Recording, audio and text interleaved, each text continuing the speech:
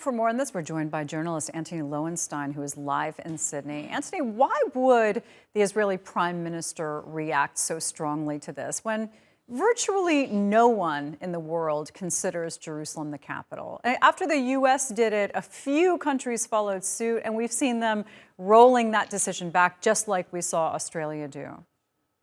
I think he just gave the answer because virtually nobody in the world actually does recognise Jerusalem in this way. You know, the Australian government for decades has been one of the most pro-Israel governments in the world, regardless of who's in power. And although today's decision is welcome and it's a reversal of the previous very conservative government's move to try to almost mimic the Trump administration's attempt to change things, let's be clear. The Biden administration rhetorically opposes what Trump did, but hasn't actually changed anything on the ground since Biden came into office a year and a half ago.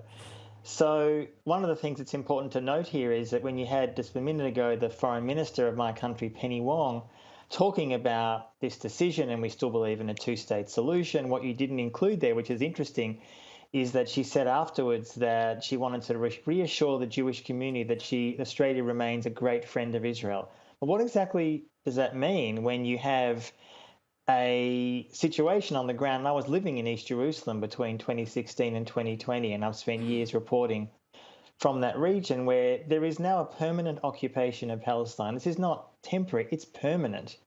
And Australia's role, I think, needs to be far, far stronger than simply mimicking what the US government says about a two-state solution. A two-state solution is over. It's dead.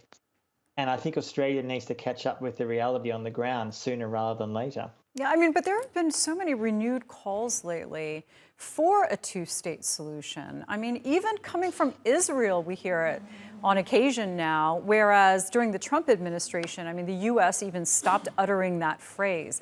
However, with all of these decisions, like the ones that we just saw here, it's difficult to know what is purely politically motivated and what really has the ideology behind it. Well, what matters really is what happens on the ground. And I know recently the Israeli Prime Minister talked to the UN about a two-state solution, but look what's happening on the ground. You have a deepening of the occupation. You have more and more settlers moving in. You have increasing clashes between far-right fascist Jewish settlers in the West Bank working with the Israeli army to attack Palestinians. That's what's happening on the ground right now, every single day.